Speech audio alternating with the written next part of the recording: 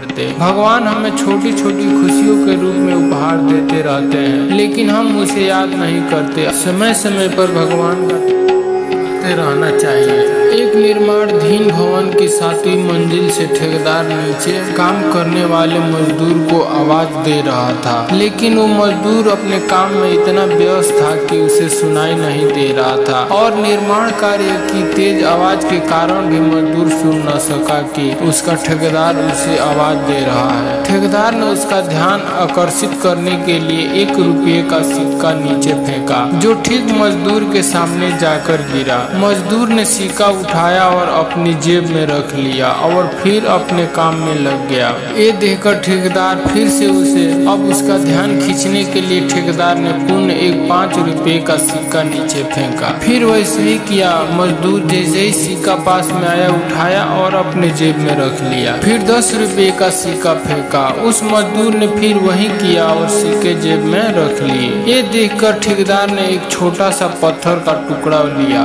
और मजदूर के ऊपर फेंका, जो सीधा मजदूर के सिर पर जा लगा। अब मजदूर ने ऊपर देखा और ठेकेदार से बात चालू हो गई। ऐसी ही घटनाएं हमारे जीवन में भी घटती रहती है। भगवान हमसे संपर्क करना और मिलना चाहते हैं, लेकिन हम दुनियादारी के कामों में इतने व्यस्त रहते हैं कि हम भगवान को याद ही नहीं करते। भगवान हमें छोटी छोटी खुशियों के रूप में उपहार देते रहते हैं, लेकिन हम उसे याद नहीं करते, और वो खुशियाँ और उपहार वहाँ कहाँ से आए नहीं देखते हुए उनका उपयोग कर लेते हैं और भगवान को याद ही नहीं करते हैं। भगवान हमें और भी खुशियाँ रूपी उपहार भेजते हैं, लेकिन उसे भी हम हमारा भाग्य समझकर रख लेते हैं। भगवान का धन्यवाद नहीं करते, उसे भूल जाते हैं। तब भगवान हम पर एक छोटा सा पत्थर फेंकते हैं, जिसे हम कठिनाई, तकलीफ या दुख कहते हैं। फिर हम तुरंत उसके निराकरण के लिए भगवान की ओर देखते हैं, याद करते हैं। यही जिंदगी में हो रहा है। यदि हम हमारी छोटी सी छोटी खुशी भी भगवान के साथ उसका धन्यवाद देते हुए बांटे, तो हमें भगवान के द्वारा फेंके हुए पत्थर का इंतजार ही नहीं करना पड़ेगा। बहुत ऐसे मेरे भाई हैं कि छोटी छोटी तकलीफों में भगवान को तो